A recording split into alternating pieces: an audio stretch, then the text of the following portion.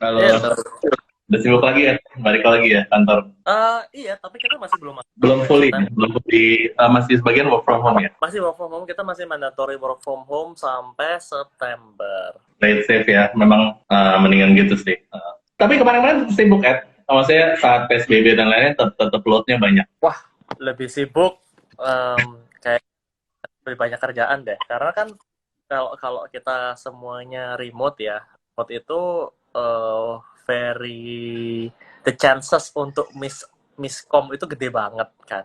Jadi over communicate itu lebih penting sekarang. Jadi ya lebih sibuknya karena kita mesti make sure semua di double check, semua over communicate gitu, to make sure semuanya oke. Okay. Iya, jadi mesti cek receknya lebih sering lagi sebagai lo yang lead tim dan ya yang nggak cuma langsung satu lapis ya, lo ke lapis ke bawahnya banyak tuh ya.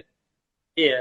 So hari ini kita ngobrol tentang kerjaan model yang Edi lakukan nih. Ya, Edi ini siapa sih gitu ya? Mungkin sebagai orang yang tahu Gojek, orang yang banyak siapa yang nggak tahu Gojek di Indonesia ya. Tapi Edi ini one of the CEO di situ. Edi lulusan 2001 SMA Veteran di Surabaya. Habis itu kuliah di Ohio ya, benar ya, di Ohio University di Ohio di US. Habis itu he's very healthy, he eats healthy, he does sport regularly gitu. Habis itu juga he is the founder of Locket yang sekarang lagi aktif-aktifnya bikin konser online ya. I think you guys are the only one ya yang bikin ini. Ya, they're the only one yang bikin online concert benar-benar live ya lewat online tanpa lag.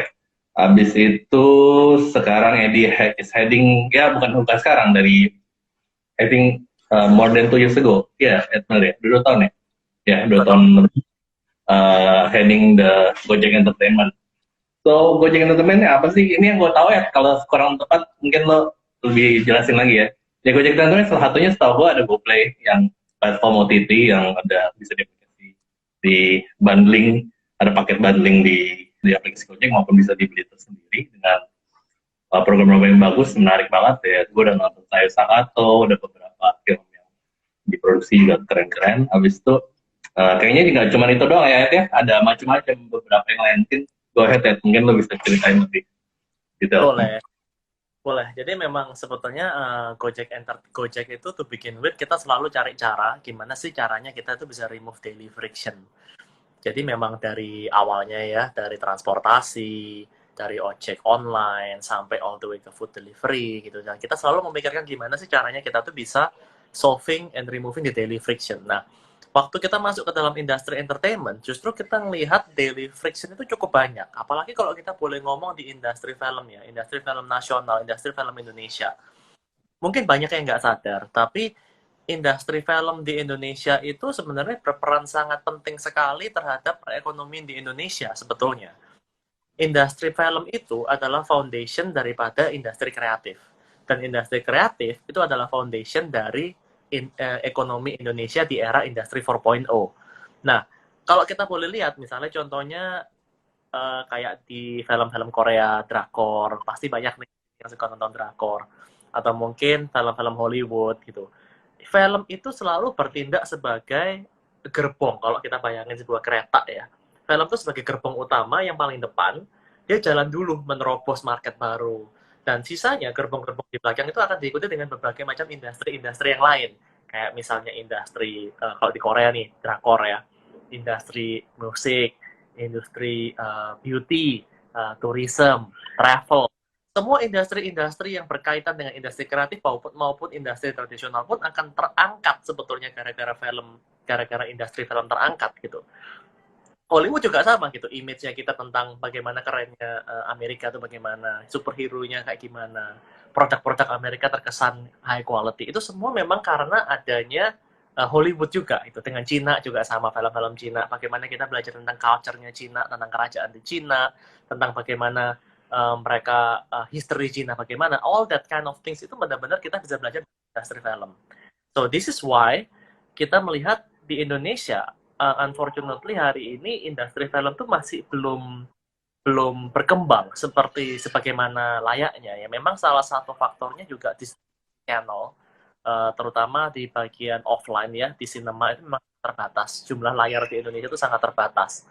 Dengan jumlah layar terbatas itu otomatis film Indonesia itu selalu mendapatkan treatment yang mungkin rada kurang exposure. Artinya dalam 3 hari, 1 minggu pertama, kalau film Indonesia ini nggak mendapatkan jumlah penonton yang cukup, maka mungkin mereka akan di-replace dengan film yang lain gitu. Dengan begitu, banyak film Indonesia itu nggak mendapatkan tempat atau panggung yang layak gitu. Itulah sebabnya akhirnya kita di Gojek memikirkan kalau kita punya lebih dari separuh Indonesia populasi dalam aplikasi kita, how can we remove the daily friction? Nggak cuma remove daily friction, gimana caranya kita bisa membantu industri in the most amazing way, in the most efficient way. Nah, akhirnya muncullah GoPlay. Nah, GoPlay itu sebenarnya salah satu bagian daripada Gojek Entertainment Group, yang mana ada Loket tadi yang mungkin kamu udah mention, ada GoPlay, ada GoTix gitu. Semua yang berhubungan dengan experience di dalam aplikasi Gojek itu adalah under Gojek Entertainment Group. Nah, itu kira-kira tentang who we are, dan mungkin sedikit yang tadi nambahin tentang GoPlay itu. Jadi kita memang mudah-mudahan kita juga memang kepingin membantu, selain dari membantu industri, kita juga ingin menjadikan platform GoPlay ini menjadi tempat di mana orang Indonesia yang kepingin untuk coba nonton film Indonesia berkualitas, mereka bisa menemukannya di GoPlay gitu. Kira-kira gitu. Interface-nya sih enak banget ya, gampang banget untuk ini yang ngeliatnya gitu segala macam. GoPlay sih enak banget, gampang. Habis itu nggak ada lagging, playback-nya gampang juga. Nah, itu tadi menarik tuh soal ternyata industri film kayak backbone-nya gitu ya, gerbong yang ngedorong industri kreatif lainnya gitu. Nah, itu gimana nih si Gojek Entertainment menempatkan diri di dalam setting itu? Ya, jadi makanya kita kepingin membuat suatu distribution channel baru yang mana mungkin nggak bisa cuma dari distribution channel yang secara offline yang sinema itu, harus kita perbantukan dengan digital channel. Nah, digital channel ini yang membantu kita untuk mendistribusikan konten-konten nasional yang dibuat sama para sinias lokal. Tapi yang paling penting kita mau ngasih tahu kepada masyarakat Indonesia. Karena banyak mungkin masyarakat Indonesia itu yang menganggap konten lokal atau konten Indonesia itu inferior terhadap film-film mungkin Hollywood atau film Korea gitu. Mungkin karena image sinetron mungkin ya. Tapi sebetulnya kita mau highlight di sini, sebetulnya banyak film Indonesia yang sudah jauh kualitasnya, baik maupun standar maupun storytellingnya maupun produksinya, kualitasnya itu jauh lebih bagus dibandingin ya mungkin 10 tahun yang lalu gitu. Dan bisa dikatakan kita better gitu sebetulnya dibandingkan film-film non Indonesia yang lain. Nah, ini yang kita berharap dengan GoPlay ini kita bisa menyentuh lebih banyak orang kan. GoPlay sekarang kan di dalam dengan ekosistem Gojek ya, kita bisa menyentuh banyak orang, dan mudah-mudahan kita bisa membantu untuk merubah mindset tersebut, dan supaya tadi seperti main goal-nya, gimana kita bisa memosisikan industri film ini bisa bergerak seperti lokomotifnya ini untuk maju dengan pesat, supaya industri lain itu bisa ikut terangkat gitu di Indonesia ini. Contohnya nih, Bali, travel tourism di Bali. Kalau di luar kan, dulu kan aku sempat di US 15 tahun ya. Banyak orang yang mungkin bilang, oh iya ya, I know Bali. Tapi waktu kita bilang Indonesia, nggak ada yang tahu Indonesia di mana. Yang mereka tahu adalah Bali. Kok bisa mereka tahu Bali? Ternyata banyak dari mereka tahu Bali dari Eat, Pray, Love. Mereka nonton film Eat, Pray, Love gitu, yang ada Julia Robert itu zaman dulu itu. Nah, ini yang sebetulnya cukup sedih gitu. Padahal film Indonesia sendiri pun punya film berkualitas tentang Bali, yang tentang mungkin settingan di Bali, tapi banyak orang yang nggak tahu gitu justru tentang Bali, malah mereka taunya dari film yang lain. Untung-untung mereka mau bikin Eat, Pray, Love di Bali. Kalau mereka nggak bikin, juga nggak ada yang tahu juga Bali di mana kan gitu. Jadi itu salah satu yang mungkin kita kepingin membuat real impact ya terhadap industri. Ya, senang banget sih ada yang platform yang semakin banyak, dan GoPlay juga sangat easy to use ya, apalagi juga integrated sama Gojek gitu. Nah, wilayah kerja lu sendiri sama peran lu gimana ya di sini? Iya, jadi memang kan di GoPlay itu memang aku sekarang ini posisi officialnya aku sebagai CEO GoPlay hari ini. Dan memang secara day to day memang tiap hari yang aku pikirin yaitu gimana caranya kita bisa multiply the industry, gimana caranya kita bisa thinking on how to leverage this opportunity untuk membantu para sineas, para pembuat film. Gimana caranya buat GoPlay menjadi platform yang mana orang bisa menemukan film Indonesia berkualitas. Dan most importantly, yang mungkin paling relevan dan paling resonate buat aku juga pribadi nih, gimana caranya kita GoPlay, terutama konten-konten yang ada di dalam GoPlay itu bisa shaping the future generation of Indonesia melalui positif-positif konten.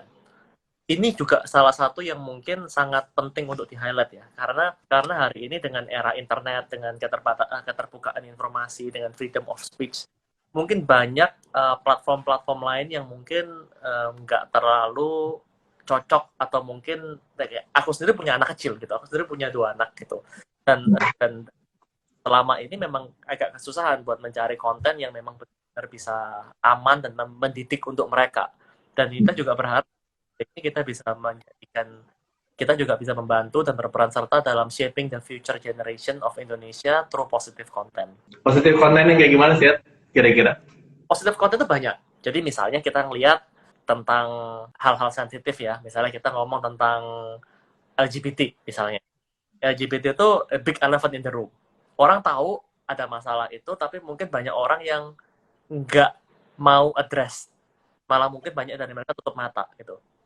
Sebetulnya buat kita, aku juga sebagai seorang Katolik juga, itu juga kita selalu diajarkan untuk mencintai semua orang gitu. Artinya kita harus merangkul semua orang, dan kita harus men-treat orang lain seperti bagaimana kita mau di-treated gitu. Dan itu juga kita ngelihat sebetulnya di LGBT itu, kita di dalam film terutama, kita seharusnya menunjukkan kalau kita bisa merangkul mereka, kita harusnya menganggap mereka sebagai human being, kita menyayangi mereka, dan kita harus nggak bisa mendeny the fact kalau mereka ada di sekitar kita juga. Tapi yang kita mau avoid adalah bagaimana jangan sampai kita actually membuat LGBT itu sesuatu yang kita justru mengencourage orang yang tadinya mereka nggak LGBT jadi LGBT gitu. Itu hal-hal sensitif yang sebetulnya kita kepingin untuk mengajarkan masyarakat, terutama the younger generation, yang mungkin mereka masih belum bisa membedakan antara yang benar dan yang salah, supaya mereka juga bisa ter-equip, dan supaya mereka juga bisa tahu kalau orang-orang seperti LGBT itu nggak boleh nih kita sisihkan, mereka harus kita rangkul, tapi at the same time bukan berarti kita mengencourage orang yang tadinya nggak LGBT jadi LGBT. Itu bedanya, karena kita sebenarnya posisinya adalah pro diversity, bukan pro LGBT atau against LGBT. Itu yang harus, dan kita sebagai bangsa Indonesia pun kita harus melihat hal itu.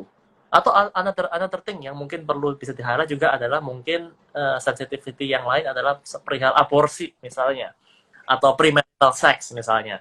Itu sesuatu yang again, itu big elephant in the room gitu. Orang tahu it's there, tapi pada nggak mau ngebuka gitu. Dan kita juga principally simple gitu. Di Indonesia abortion is illegal sebetulnya ya. Kita harus menghormati undang-undang yang berlaku di Indonesia. Justru kita, instead of kita menunjukkan tentang abortion, ya mungkin kita harus mengajarkan ke masyarakat akibat-akibat dari teen pregnancy, akibat-akibat negatif daripada teen pregnancy, supaya kita bisa melakukan pencegahan supaya hal itu nggak terjadi. Misalnya kalau tahu ada film yang judulnya 2 Garis Biru, yang mungkin tahun lalu sempat dirilis ya di bioskop.